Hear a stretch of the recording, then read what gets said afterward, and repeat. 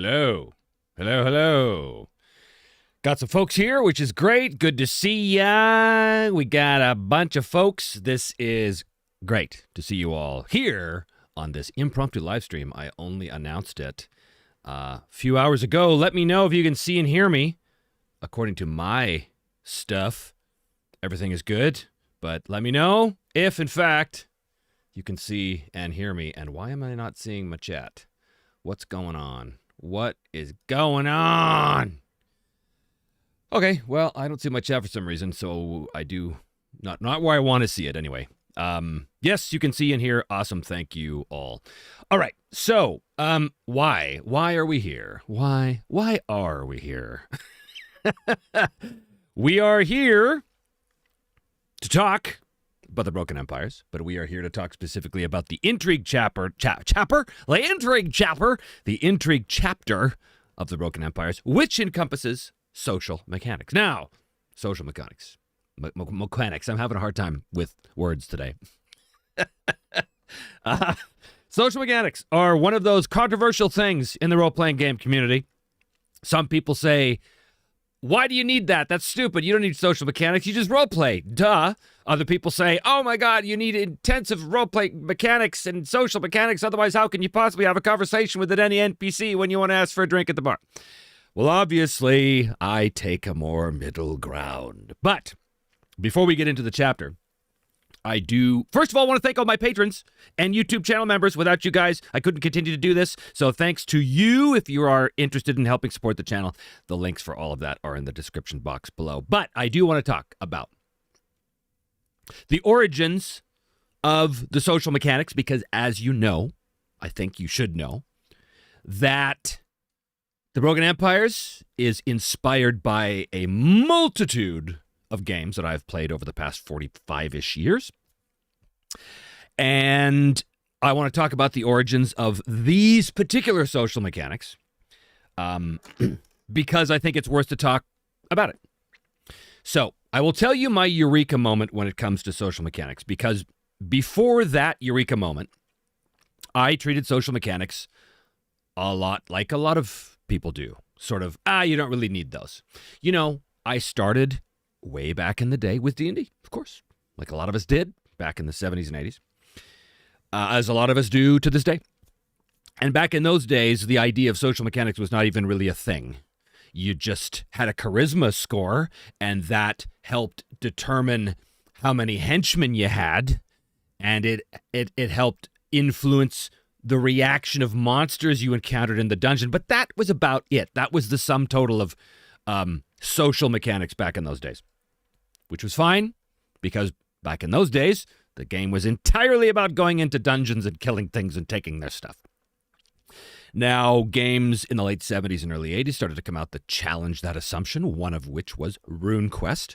RuneQuest was a skill-based game that introduced the idea of, at least to me, I'm not saying they were the first ones to do it, but as far as I was concerned, this is the first time I had seen it, introduced the idea of social skills. So when you were coming at it from a perspective of a D&D player, you would think, what? Social skills. And remember, guys, I'm talking about AD&D. That's where I cut my teeth back in the day. So when you see social skills like persuade and intimidate in a game like RuneQuest, you go, what? How does that work? So that was the first moment, right, when I was still very young, that I went, oh, I think maybe the game can be about something other than just killing stuff in dungeons. That was a big deal. Now you fast forward many, many years. I've run countless campaigns and countless different systems, and all the while valued immersive role-playing, wanted my players to feel like they were there in the world, and we never really focused on an official set of social mechanics. We just had people role-play, and then I might do the occasional thing that a lot of people do, like make a charisma check, and maybe I'll give you a circumstance bonus, and if you hit a certain target number, then, you know, you get what you want, right? The basic stuff that most people go, oh yeah, that sounds familiar. Oh, that's all you need, right? But of course, what happened?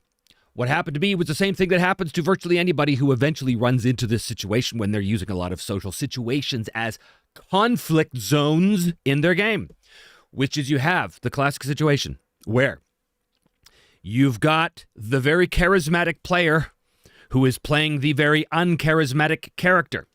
And yet, at the table, because the player is charismatic, that very uncharismatic character suddenly busts into this unbelievably inspiring speech that shifts the course of the nation because the king is so taken by his rhetoric, and none of it is believable, because why did the fighter with the 3 charisma, why was he able to do that? Well, it was because good role-playing. Now, you could say, was it good role-playing when the player knew he was playing a character with 3 charisma? The answer is no. But, that aside, a lot of designers at the time said, there's got to be a way around this. And a lot of games tried to do it. One of those games was Burning Wheel. Now, I'm not going to go into the details of Burning Wheel here, but for those of you who know, you know. Burning Wheel came up with something called the Duel of Wits, and on paper, the Duel of Wits is a thing of genius. In practice, in my experience, not so much, but I applaud the effort. Burning Wheel basically said, we want to take a social encounter between opposing forces, and we want to mechanize the role play. We want to create a tactical situation to make it feel like you can really dig deep into those social skills and really sink your teeth into it and feel like you're rolling dice to accomplish things using those skills. And the way they did it was you basically plan 3 steps ahead. Now, that never worked for me. Why? Because when people are in an argument or a debate or a conversation, they rarely actually plan 3 steps ahead. Maybe if they're an official debating team, they do. But typically speaking, that's not how human conversation works. Right? Human conversation is I have something to say and I say it. You hear what I'm saying and then you respond with something. And then I hear what you're saying and I respond with something. And yeah, maybe I'm only half listening to you and I'm forming my next thought, but I'm not forming 3 thoughts down the road. That's just weird. People don't do that. Or if they do, they're so high functioning as to not be recognizable by the rest of us. So the Burning Wheel Duel of Wits was a miraculous thing on paper, but it did not work for me or my players at the table because it felt unnatural. Time goes on, I run more games, everything's going, and then we come to what I called the Eureka moment. And here was the Eureka moment. It was using the game, The One Ring. At that time, produced by Cubicle 7, I believe. This is first edition One Ring I'm talking, okay? Hold on. But before I get into that moment, again, hello everyone. I'm not ignoring you. I am seeing your chat entries here. There's a whole bunch of here, which is fantastic. Welcome everybody. I may not be able to respond to all of your comments or questions as we go, but I'll do my best, okay, to try and get to the stuff that stands out to me. You could always super chat. That's a good way to get my attention. I'm not trying to get you to bribe me. I'm just saying when a super chat comes up, I go, oh, look, there's a big highlighted thing. Anyway, be that as it may. Where was I? I was talking about the Eureka moment for social mechanics. It was in The One Ring. Now, for those of you who know The One Ring, the second edition is very similar to the first, slight differences, but the general principle is the same. In The One Ring, for the purposes of this conversation, I'm going to be talking specifically about the first edition, just in case. In The One Ring, you had a handful of social skills specifically. There was about 5 of them. They covered the general breadth of the different kinds of things that a character in Middle-earth would do, right? There's courtesy, there's persuade, there's inspire, there's intimidate, and there's another one which is basically awe, which was like boasting and look at me, I'm the greatest thing ever. I think those were the big ones. Great. Everybody has a skill in those. Great. So the way it's supposed to work is when you are in a council, and a council is a very specific thing. A council isn't just I'm talking to some bartender. A council is I'm meeting with the Elven King or Bjorn or Gandalf, or I'm meeting with some NPC that is very important and we need something from. We need to convince them of something. We need to get them to agree to give us something. Anything that's at stake for the party with this very important person, with this VIP, we need to have a council. And of course, it's very Tolkienian, very, very Middle-earth, and it's very excellent. So they were in the first time we had a proper council, I can't remember what the NPC was, so that's kind of irrelevant for the purposes of this demonstration, this story. But what had happened was, the player characters were in the council, and they sat down with the NPC. And my characters, or my players rather, very immersive, very first person. They like to talk in character. They really like to sort of dive into it. So what happened was one of the players began to introduce the party, which is actually a technical part of the council if you look at those first edition rules. But so the player said, my lord, such and such, greetings. We are, Ban of Dale and such of here and yada, yada. They give this proper introduction. And we are here because we beseech your help to do such and such and such. And as I listened to the player speak, it was very clear to me what the player was doing. The player was trying to engage the courtesy skill, because each skill had a very specific definition, right? If you speak in this way, if you use this kind of style or this approach, then this is the skill you use. So what they do is they make a roll, and how it worked in the One Ring was that you could only fail so many times. That was called the tolerance. If you failed past a certain number of times, no matter what you tried, the audience was over. So the goal was to try and accumulate as many successes without exceeding the tolerance. Okay? So, the player says this in character, says, my lord, blah, blah, blah, blah, we're trying to do this thing. And as I said, to me, sounded very much like courtesy. So I said to the player, that sounds like a courtesy roll. Roll courtesy. And the players went, oh, that's interesting. So you mean that no matter what we say, that's going to trigger the skill? Oh, okay. So he rolls the courtesy. Gets his successes. We count the successes. Next guy starts to talk. And he's a little more bombastic. And the way he starts to talk is he's speaking with very strong, forceful language. In his mind, because he's the type of player that is very strong and forceful, he thinks he's being persuasive, but the words he's choosing and the approach that he's using is very clear to me as the GM to be the intimidate skill. So he finishes his statement. I have the NPC respond, and then I say, roll intimidate. And he goes, what? Intimidate? What do you mean? I was trying to persuade. And I said, that didn't really sound like the words of someone trying to persuade someone. And the rest of the table said, yeah, dude, no, that was you're clearly being very intimidating. No. That's, and they all agreed. They all said, yeah, no, it's intimidate. And he freaked. He was like, oh my God. So he rolls intimidate. He goes, hey, I'm terrible at intimidate. He was very good at persuade, but he was not good at intimidate. So he rolls intimidate, he fails, counts against the tolerance. And the rest of the group at that point realizes, oh, you mean what we say triggers the skill. So if you're not skilled in a certain approach, shut your mouth, man, because there's no initiative. No one goes at a certain time. No. Whoever speaks, speaks. Whoever says the thing, that character says the thing, and you roll based on what I tell you to roll. Now, this was the eureka moment, because in that moment, we had solved the social mechanic problem. The social mechanic problem of Burning Wheel was that the mechanization of the roleplay felt artificial. It felt like you had to step outside of the role-played moment to game the game, right? That was really the problem with it. And a lot of social combat systems tend to do that too. They tend to force the players out of the role-playing in order to engage with the system. But this solved the problem. The players in the moment say what they're going to say, and then they immediately have to roll to test that skill. So the character tests the skill that best reflects the player's approach.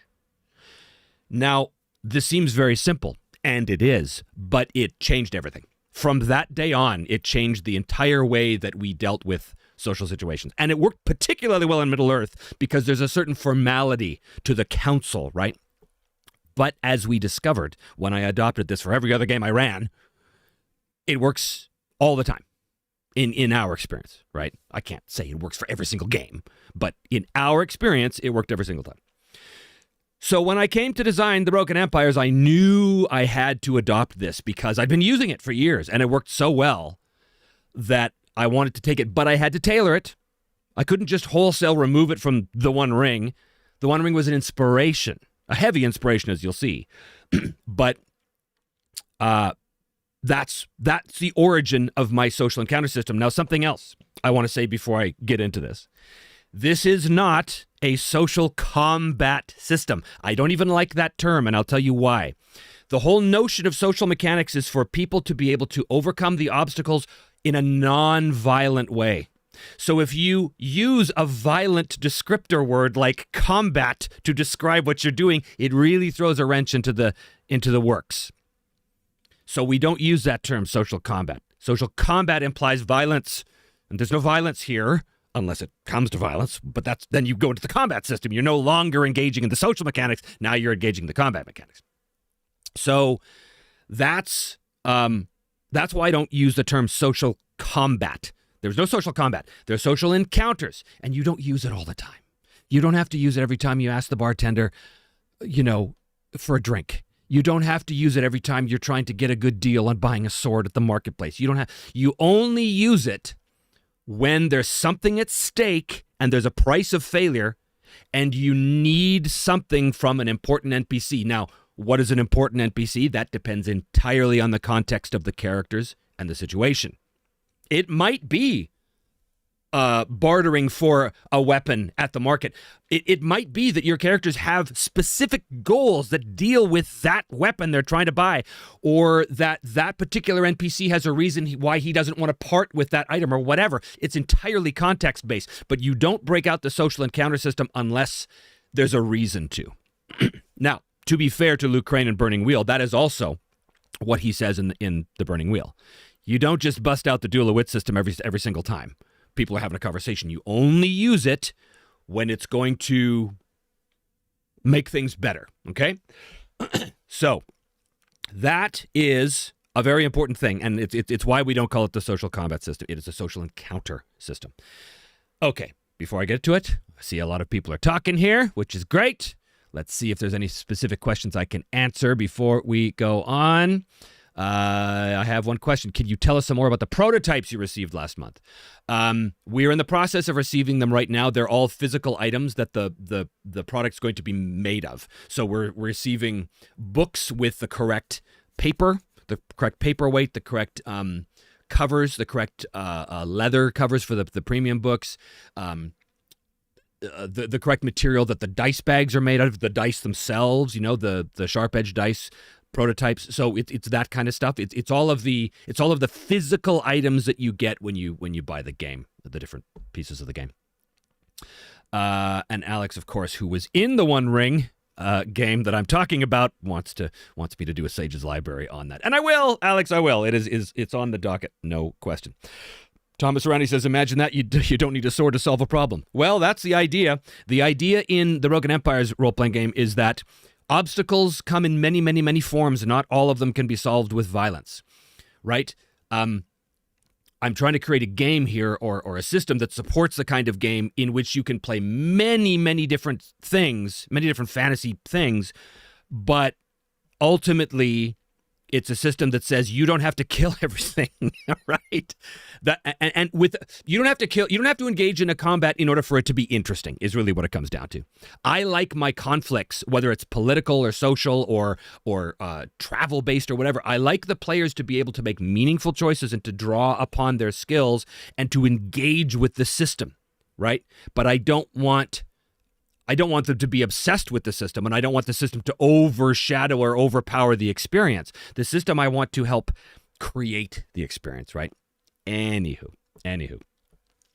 Roll the dice sparingly or the game becomes more procedure than play. Save the rolls for tense moments. Yes, that's true. Although you will see that in general, the Broken Empires does heavily rely on the systems to do a lot of the lifting. So you do wind up rolling more than you might in some other kinds of games, but it's never just rolling for the sake of rolling. That is something else too that I want to address right now.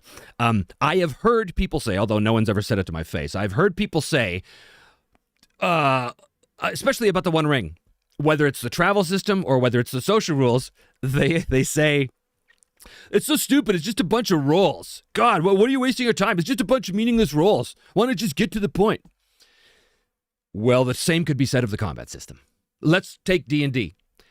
A D&D combat, guess what? It's just a bunch of meaningless rolls. If you frame it that way, if all you're obsessed with is the numbers of the rolls, then yeah, it's just a bunch of meaningless rolls. I rolled a hit. Okay, you roll 7 damage. Okay, all right, he's down to 40. What do you do? Oh, I rolled a hit. Okay, I hit him and I rolled 12 damage. Okay, he's down to 28. Okay. Of course, you can destroy a game by reducing everything to its rolls. There's no difference between reducing everything to its rolls, whether that's a social encounter or a travel situation or a combat. You can destroy it. You can make it terrible. You can make it suck if you really want to. But a good GM knows that is not the point, that the numbers on the die and the numbers created by the system are there to help facilitate what is happening in the fictional world. That's the whole reason why we roll these numbers, because the numbers mean something. They represent what's going on with the characters in the moment. So the idea that, social mechanics and role-playing, it's just a bunch of meaningless rolls. No, it's really not. The roles support what's happening with the characters in the fiction. That's the whole point. So I will not listen to anybody who has any ridiculous criticisms like, oh, it's just a bunch of meaningless roles, because they don't know what they're talking about. Anywho, that little rant aside, hello from Greece. Hello. The travel system in the One Ring is actually pretty sharp. I don't have to roll dice to check random encounters for every travel text. Sold. Well, I think you're going to like the travel system in the Broken Empire Zone. Okay, so let us actually have a look at a little piece of this chapter here. So the chapter is called Intrigue, even though it deals with social encounters. It deals with investigations and chases and mysteries and stuff like that. We're just going to really look at the social encounters. So, as usual, I have my keywords here. This is the beginning of every chapter. We kind of do like a little mini index. And eventually these will be hyperlinked in the PDF. That's the plan anyway, but that's the last thing we do. Yeah, so again, I talk about when to use this system. You don't just use it all the time. You only use it when there's something really at stake here. Context is king. I say this all the time in this book. Context is king. Everything is about what's happening in this specific moment, and you have to judge everything based around that context. Understanding success and failure. This is kind of important. The more specific the objectives of the players, the better. And whenever possible, clearly define the consequences of success and at least have some idea of what failure will bring. Now, that's not always going to work. In fact, I have an example here about when it doesn't work, when characters are engaged in a social encounter, but they don't know what the outcome's going to be, and they have no understanding of the consequences. That can happen, but in general, before the players begin to encounter, or before they engage with the social encounter, they want to have some idea of what's, at the very least, they want to know what's at stake, right? Why do I say this? Because in as many cases as possible, the players have to have enough information in order to make a meaningful choice. If the players don't have enough information to make a meaningful choice, then whatever choice they make is essentially random. And that's sometimes necessary, but most of the time it's unfulfilling. That's why. Now, this is important here. I have a section here called Accommodate, Not Replace. What is crucial to understand about this system is that social skills are designed to accommodate and enhance the role-playing experience, not replace it. This kind of talks about my whole diatribe there about meaningless roles, right? You don't roll a social skill to get out of having to role-play your character. Let me say that again. You don't roll a social skill to get out of having to role-play your character. You roll a certain skill directly because of how you just role-played the character. This section here, role-playing triggers the skill. This is the biggest philosophical thing that I can talk about. The idea that the player's objective is to carefully choose their words to best reflect the skill they intend the character to use. Okay? The player role-plays the statements, angling for a particular approach, but it is the character's in-game skill that determines success or failure, not the player's inherent charisma or lack thereof. Hugely important, right? And I talk about how you obviously need fair, honest, and accommodating judgment for the GM. This doesn't work unless you trust your GM, right? And the GM trusts himself, and the GM trusts the players, and all of that stuff. We're supposed to be on friendly terms here, the GM and the players. If you are the type of a gamer that feels hostility or a sense of competition with your GM, this ain't gonna work. But That's true of the entire game, and that's true of, I would say, 95% of all role-playing games out there. If you have an adversarial relationship with the GM, you're playing a very different style of game than the majority of us do. There are games that support that. There are games out there that support that with mechanics. I don't like those games. I mean, the GM could do it. Rocks fall, everybody dies. The world explodes. The GM has ultimate power and authority. It's silly. It's silly, the idea of having a hostile relationship with your GM. So this game assumes mature players that don't have that relationship with their GM. I talk about clearly communicating the character's intention here, and then we get into sort of the nitty-gritty a little bit. So before I get into that nitty-gritty, let me have a look here and see if there's anything going on here. The art is so good. Thank you. Yeah, we worked very hard to make sure the art's pretty cool. Looks ready to me. Can you ship it to us already? Thanks. Almost. The digital version will be shipping, so to speak, in August. We made that announcement on the latest update. So it is in the pipe. We're putting the final sweetening on stuff this week. So it's all looking good, guys. It is a big old book. It is a big old book with all kinds of goodness in it. All kinds of goodness.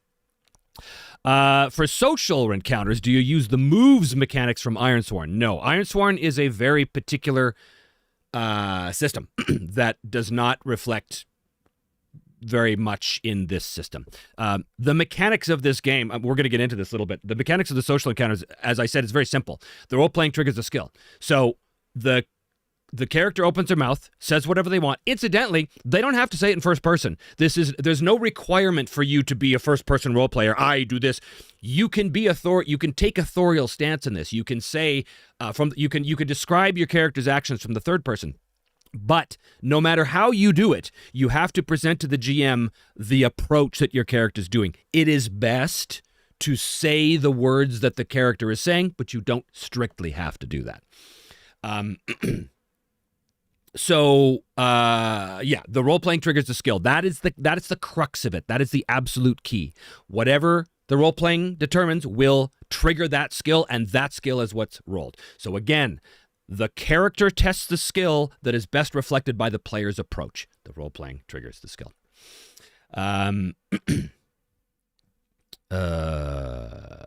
How would this work if you're a solo player? My partner already thinks I talk to myself so much.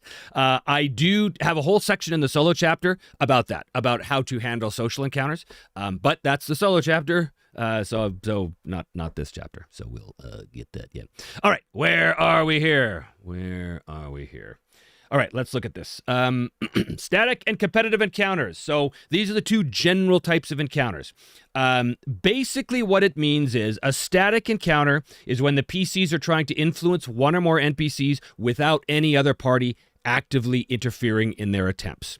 Whereas a competitive encounter is where there is another party actively trying to interfere. So when you have a social encounter in virtually any game, it's about one of two things. It's about I need something from this NPC, or it's about I'm trying to prove something, and it's all about face, right, or reputation. But in those cases,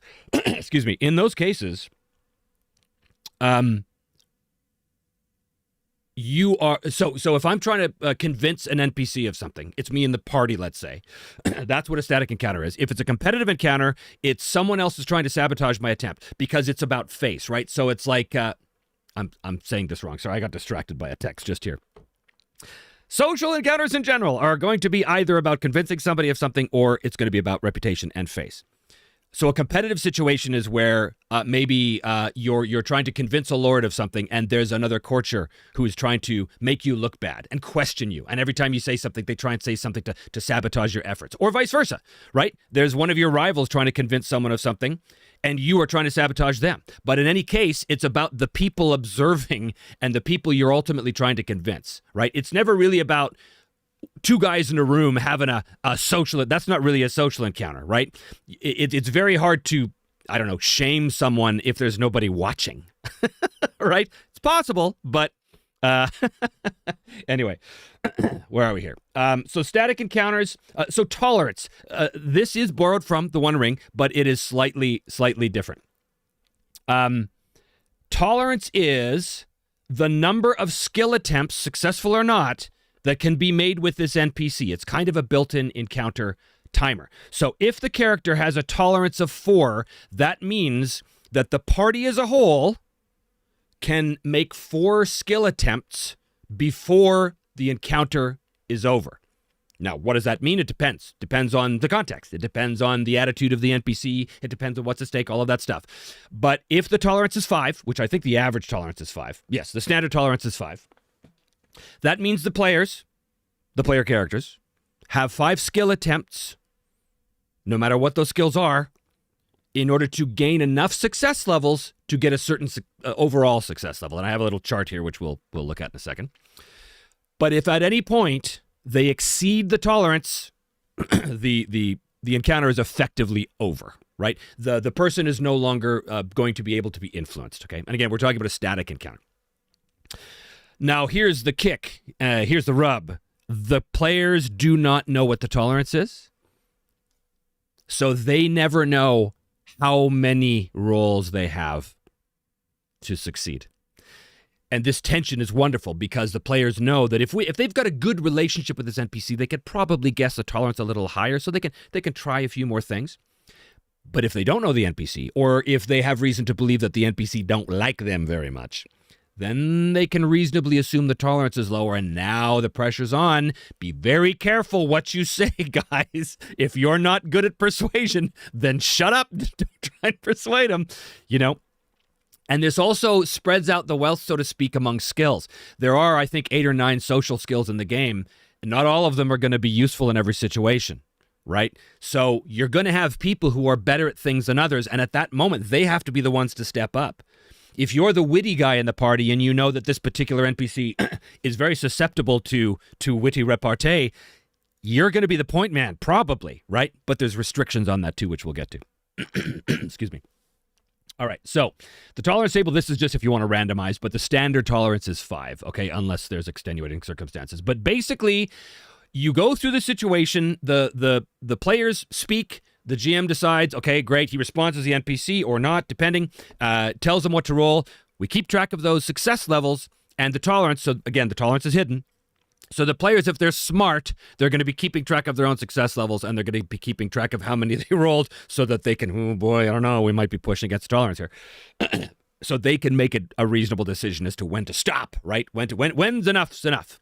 But basically speaking, if they only get at the end of the encounter, which, by the way, they can choose to end the encounter themselves, if they think that they're about to exceed the tolerance, if they get a feeling about that, then they can choose, you know what? I think we're going to shut this down. Thank you, my lord. That's all. Right? And at that point, you look at the outcome. So if they got between 0 and 5 success levels, that's a failure. They don't get what they want. If they got collectively between 6 and 10, that's success with a cost. So they get what they want, but there's going to be a price. 11 to 15 is a success. They get exactly what they want. And if they get 16 or more, that's success with benefits. A very, very good outcome. Okay? There is an option here as well for the static social timer die. I introduced this in season 4 of the main show here on the channel, where basically instead of having a set tolerance, it's randomized. So every time you open your mouth, there's a chance that the GM knows, and there's a system of doing this, there's a chance that the conversation could be over. So that also keeps it nice and tense for the GM too. If you as the GM don't want to know, this is also a really useful tool in a social or in a solo situation, because maybe you don't want to know what the tolerance is, so you keep it randomized, right? Question here. I would imagine the social system leads to meta talk, similar to how combat has players talking about strategy. Is that your experience? And what is your take on meta talk in general? Interestingly, there is very little meta talk that goes on in my experience of this system, because the players are so zoned in. And again, my guys are talking from the first person, right? So they're very, very immersed. So they very rarely cut out of character. If anything, and I see this happen so much. If a character is about, let's say there's a character who's terrible at persuasion, but that character starts to speak and it's very clear that they're trying to be persuasive, you'll see the other players in character go, I think what my friend means to say is, and they'll just jump in, right? So you get these interesting social dynamics that happen, which are based entirely on what the character's skills are, which I love. So I have not seen that there's a ton of meta talk. that happens in this. There's an element of it because we're playing a game, right? There's an element of meta talk every time you have to ask the GM a question about a rule. That's just how it works. I have no problem with that. But what I don't see in the social encounters, what I don't see is the same kind of meta talk that you would see in a combat situation in a lot of games where people go, no, hold on. No, you really shouldn't move here because if you do, you're going to block his shot. And he should be able to actually move around here and get a flanking. And in reality, there'd be no time for that. So a lot of GMs clamp down on that. They say, nope, there's no time. What do you do? 3, 2, 1, right? They do stuff like that, which can create a very artificially tense situation. But my thoughts on meta talk in general is that it's going to be inevitable. So you have to allow a certain amount of it and you just accept it as part of the game in most cases. So basically, as Marolf says here, I think some amount of meta talk is all right in combat. I think some of it is expected. And not just in combat, right? Everywhere, right? As long as it doesn't become overwhelming, which does tend to happen with a lot of really rules-heavy tactical sim kind of games. Like, I mean, the Rogue Empire certainly has enough rules in combat, so there's going to be some talk. But if you look at a game like Pathfinder 2, which is pretty much entirely all about combat, and it's entirely all about all the special things you can do in combat, there's going to be a lot of meta talk, right? Because that's the focus of the game, is all the numbers attached to our rolls when I do our cool powers in combat. So you're going to see more talk than you would in a game like Pendragon, for example, right? Anywho. So that is the static encounter, basically. There's going to be some details I'm going to talk about in terms of the restrictions on the kind of things you can say, because there are restrictions. But... competitive hold on, there's a question here. Sounds like a midweek group text. If Fred opens his mouth to persuade, somebody else has to jump in because Fred sucks at talking. As long as you mean Fred being the character, not the player. That is a crucial distinction, because remember, this system is designed to help low charismatic players play high charisma characters. All the low charismatic player has to do is describe the approach.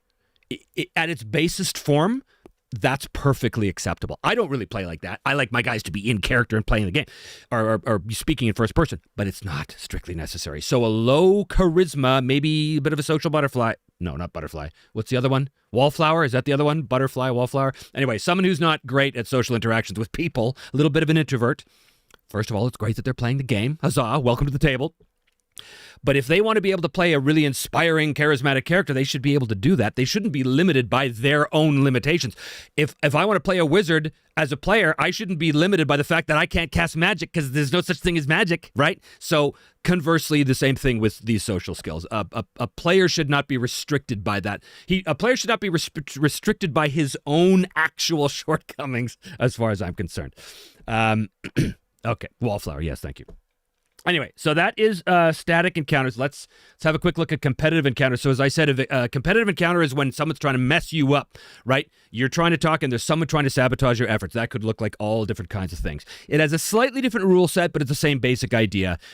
Essentially, there's a victory condition. It's the number of SLs one side must achieve before the other side can. So there is a situation where when you do a thing, you can either add your success levels to your own total, or you can use what you just said to hammer the other guy's total, depending on what you said, right? If you're attacking the other guy's argument, you can actually apply whatever success levels you get to reduce their total. Excuse me, and vice versa, right? So whoever gets to 15 first gets what they want.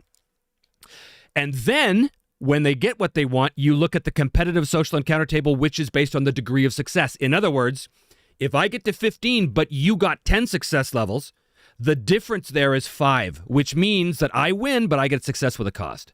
If I had a DOS of 6 to 9, I would get success. And if I really blew you out of the water, if I had 15 and you had 5 or less, I have a DOS of 10, I get success with one or more extra benefits. So very, very simple. And also there is the idea of the competitive timer die, which you can put in this as well. And then here's a description of what that means. Failure versus success with a cost and all of that stuff, okay? So then we'll go down here. And oops, hold on. I hit the wrong button. And we'll go here. I have a ton of examples. All throughout the book, I have a ton of examples because I really believe that examples are crucial to helping people understand these rules. But a ton of examples in this chapter because they're fun to write. They're fun to read. And they're all taken from games I've actually run too. In fact, this example here, this is in season 4. So in Vale's encounter with the general, she needs to convince him to help her get inside the palace undetected. This is taken right from, I think it's episode 4, maybe, of season 4. So that's always fun to do. Here's a big thing.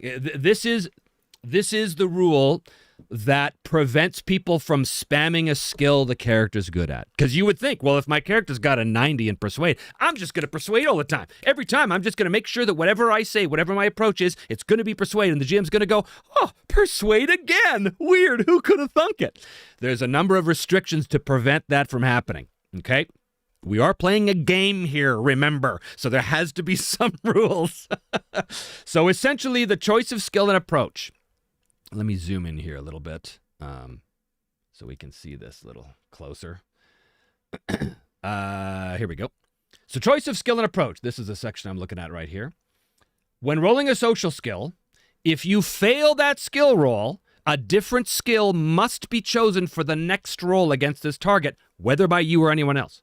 In other words, try a different approach. That one's clearly not working right now. In other words, if I try and persuade you and I fail, I can't just try and persuade you again, nor can my buddy. Persuasion is not going to work in this moment. It's already failed. It's a bit reminiscent of the let it ride rule from Burning Wheel. The idea that when you roll a thing, that thing stays in effect until circumstances change.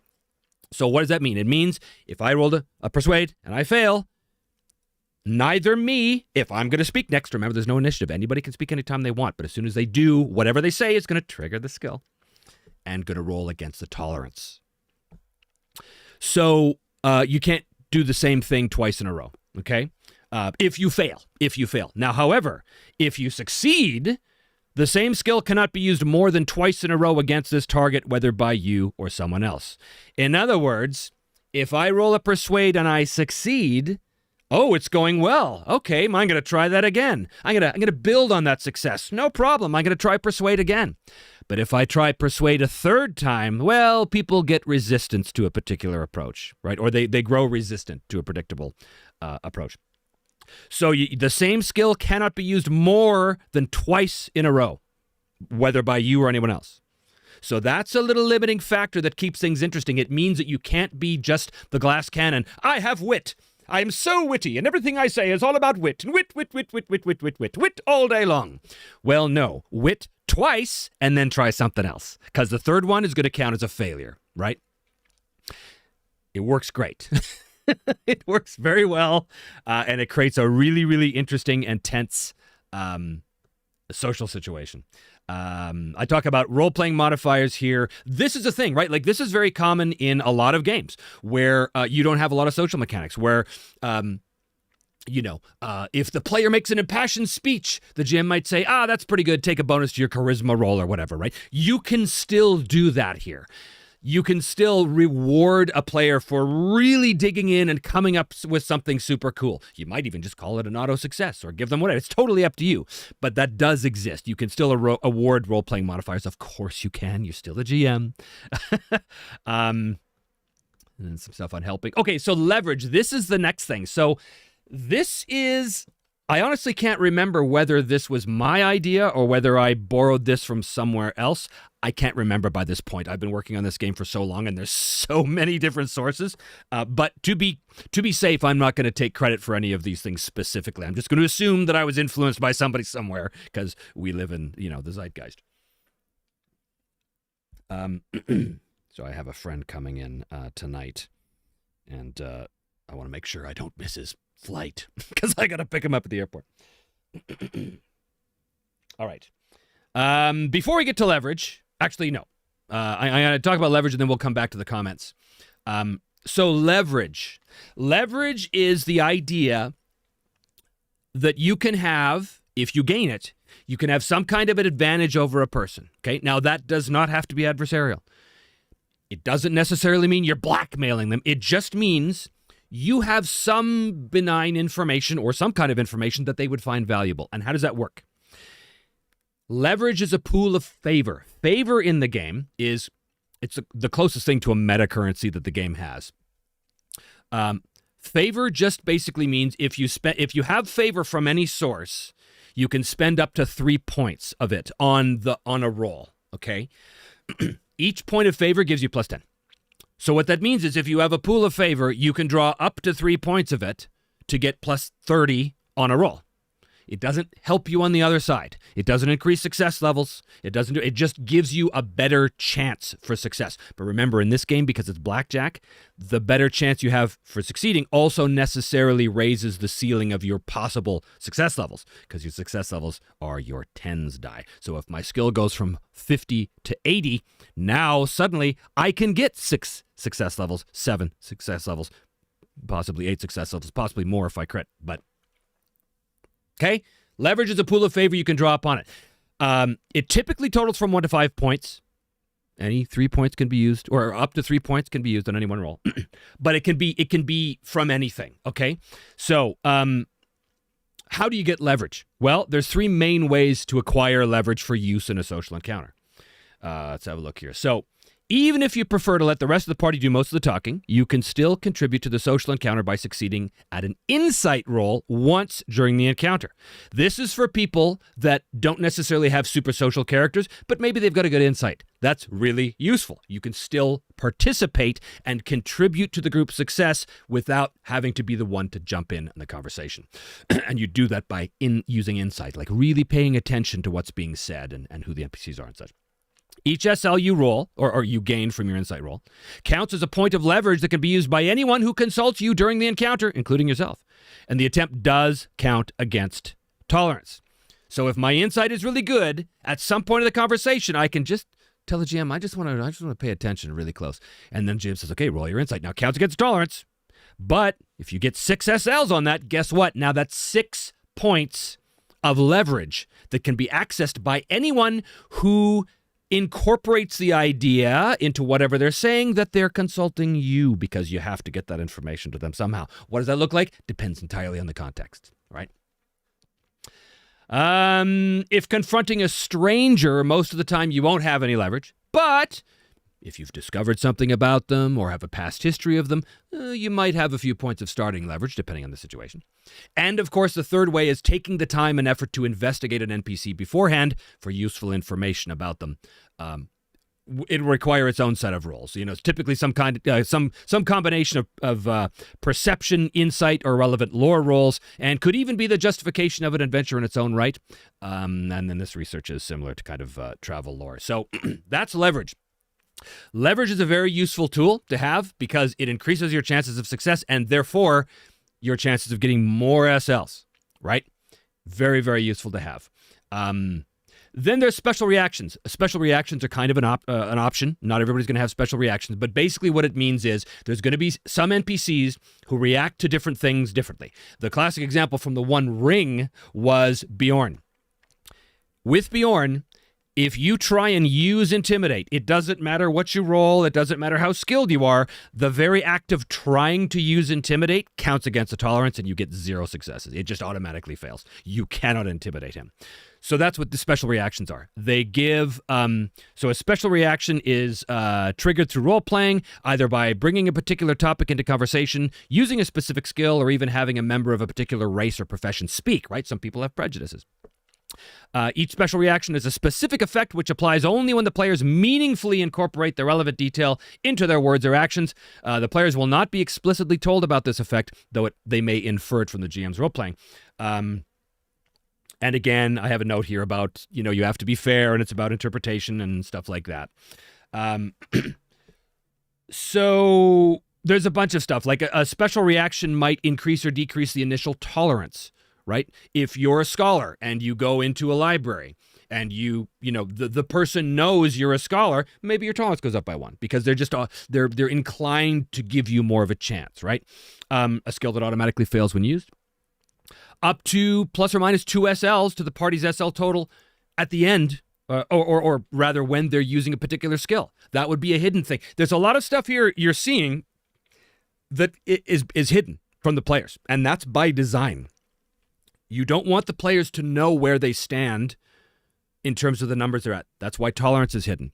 That's why these special reactions are hidden. Now, again, the smart player who's paying attention might infer what's going on, but they're never really going to know for sure. The same principle applies to piety rolls for the Godbound. I've talked about this on other streams, that the Godbound are the priests. They serve their deity, but they never know how really... they don't know what standing they currently have with their deity, because every time they ask for a miracle, their piety goes down. Success or fail. And every time they perform an act of service to the god, their piety goes up, but they don't know what that number is. It's hidden from them. So that creates a tension that keeps them on their toes to make sure they're always trying to, be a good priest, which is basically what that is. And then I got a bunch of examples here. Let's look at this example here because it's a good one. This is taken from season 1 of Me, Myself, and Die of the main show. This is Mord the Orc, okay? And it's adjusted a bit from how he appeared in the first season, but it's a basic idea. He's got a tolerance of 4, but 3 if there's any dwarves in the party. Does not like dwarves. Any dwarves, tolerance goes down to 3. The special reaction is there's a +1 success level to the first protocol roll. He actually likes people being formal. -2 SLs from any use of wit, and again, the players aren't going to know this because it's tracked behind the screen, or tracked secretly by the GM. He don't like wit, but again, the good GM is going to communicate to the player when they use a wit roll that more don't like that, right? So the GM gets to roleplay too, and intimidate rolls automatically fail. This is a fairly complex character for the purposes of example, but then he's got his own result table, 0 to 5. He tires of your blathering and attacks you. That's a failure. A success with a cost is he agrees to back you up in the fight, but only if you swear to later help him slay a dangerous beast that's been plaguing his tribe. Regular success is he agrees to fight with you during your next battle, but won't take unnecessary risks. And a great success is he agrees to fight with you unless he gets seriously injured or is betrayed. So that's just an example of the kind of things you can do with specific NPCs if you really want. And then I have I have a section here on escalation, which just basically means if it gets to a point where someone is like, you know what, to hell with this, I stabbed the dude. Well, guess what? You're no longer in the social encounter. Now it's a combat, right? I have a thing here about magical manipulation at social encounters. Something that you aspiring spellweavers out there should know about magic, especially mind-controlling magic, so magic of the thought strand, is that there's a particular quirk to thought magic. Anytime you cast a spell on someone, they get a resistance. Always, always, always, always. If they make their resistance roll against a thought-based spell that's designed to get in their head, they know. They don't know the details, they just know someone's trying to mess with them. They know. They can feel it. It's like fingers in their brain. Conversely, as soon as the duration of the thought spell expires, the victim, even if they so you cast a thought spell on someone, they fail the resistance roll, the spell takes hold, great, you control their mind or see their thoughts or whatever. But as soon as that spell's duration expires, the victim knows they've been invaded, right? So that can have profound effects. So you have to be very careful about how you use those things. Again, depends on the context, but sometimes it's wiser to rely on words rather than wizardry. And then here, I have a big extended static encounter example. A big, long example about these guys going to get information in a library, and then we get into this formal competitive social encounter. So these are just a series of variants on how to apply these rules in various situations. And I have a concept of the debate and all of the specific little adjustments to the rules that you might use to better reflect a debate. Or this one here is the trial. And by the way, this is the trial of Simon of Argostan from Season 1, the very end of Season 1. This is how I would have done the trial if I was using this system at the time. I wasn't, of course. I was using Savage Worlds at the time. But this is that example here. And then the council variant. This is a really great example of the different kinds of things you can use, the different levers you can pull, and dials you can turn in order to really get the most out of the social encounter system. Big, long example here. And then we get into this, investigations and mysteries, and then we go into chases. But yeah, that is social encounters. That's the gist of it. And again, there's tons of examples in here that will really solidify what I'm talking about for those of you who maybe don't quite sort of grok it immediately. But in the meantime, let's go to the phones and see where we're at, because I have not been paying attention to the chat. So apologies for that. All right.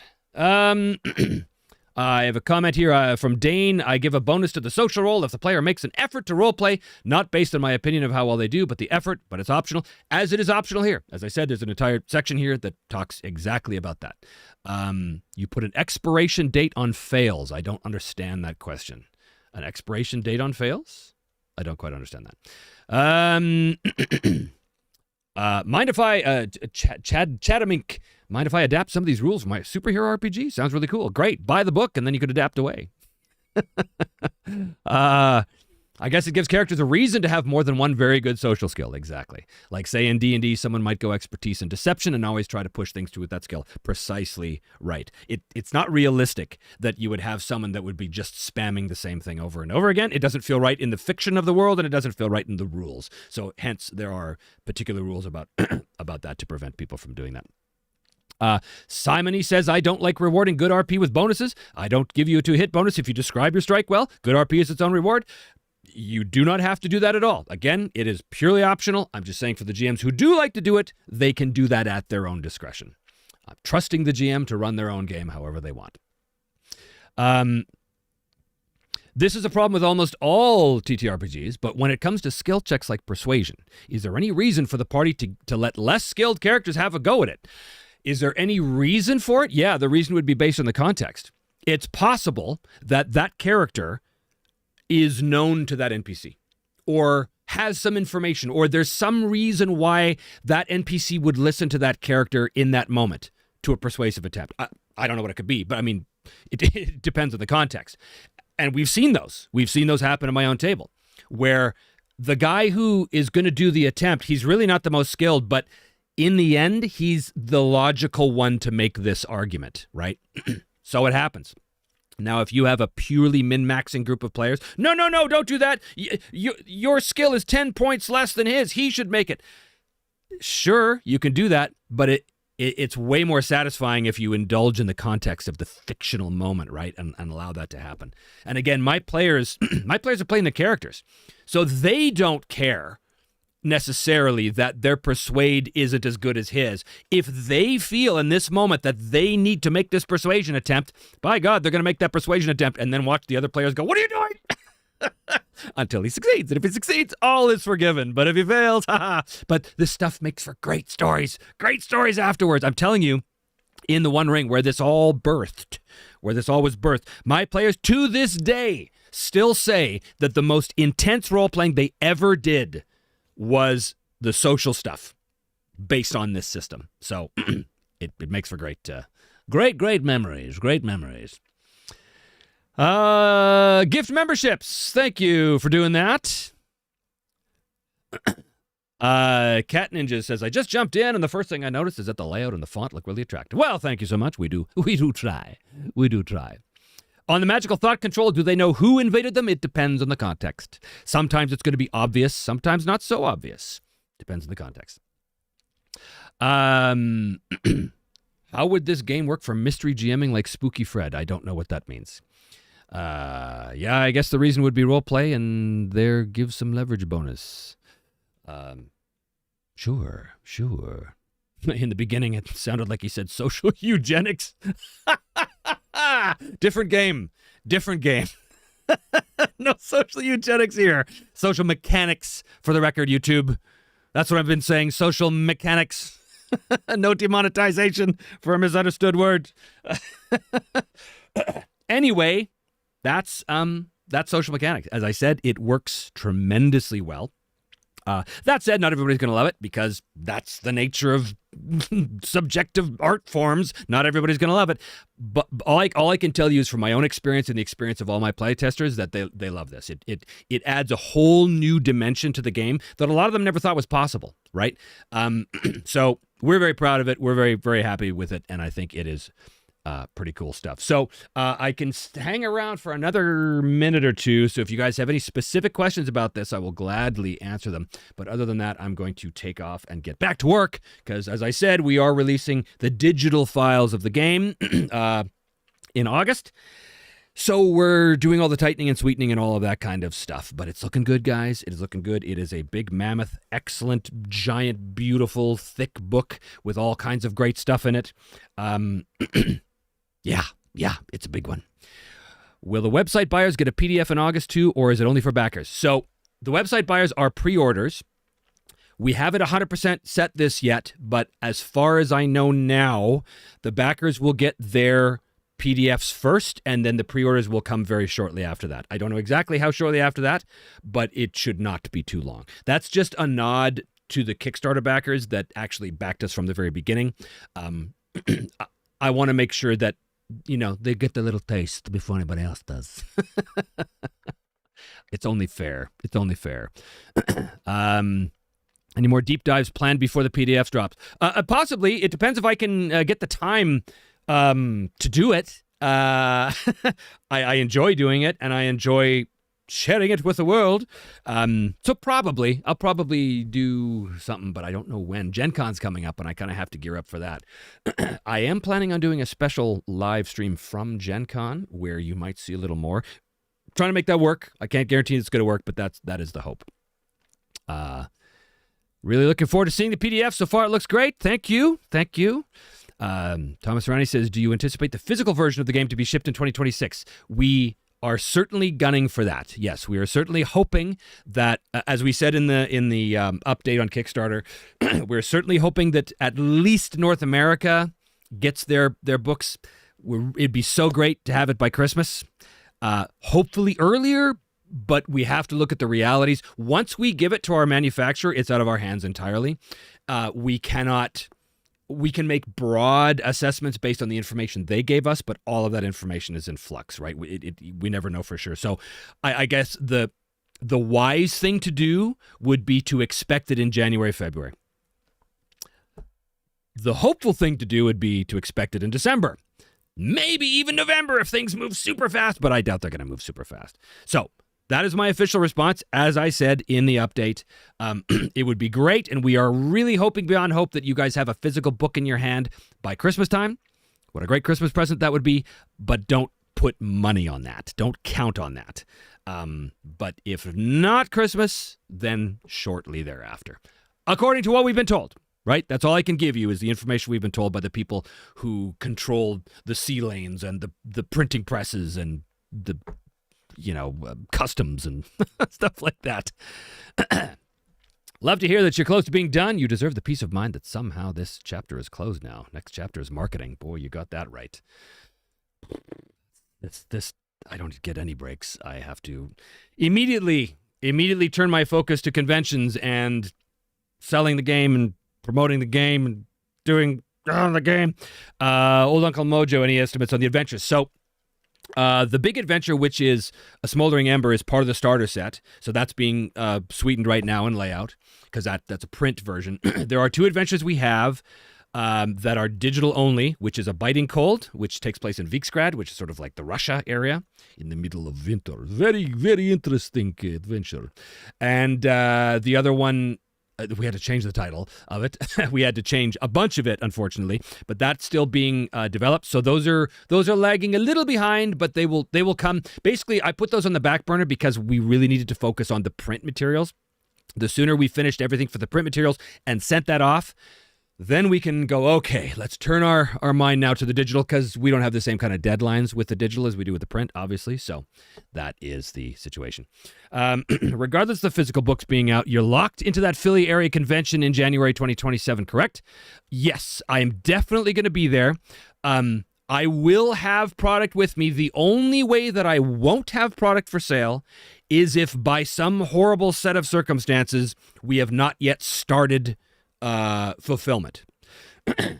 But I don't think that's going to be the case. Because again, I want to make sure that I am not selling books to someone who isn't a Kickstarter backer if the backers haven't at the very least got a notification of shipping, right? It's just not is not cool. So that's the goal. That's the goal.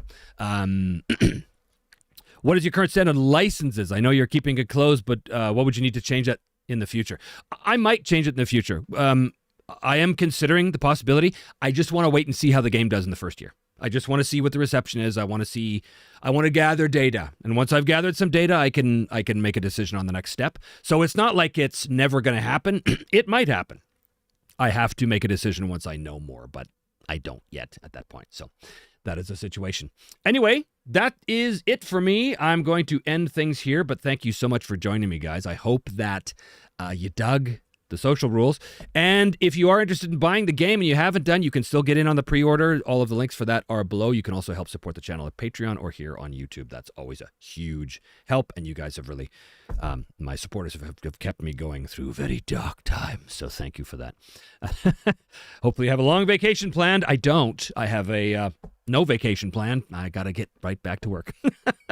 Anyway, thanks all. And I will see you all on the next one.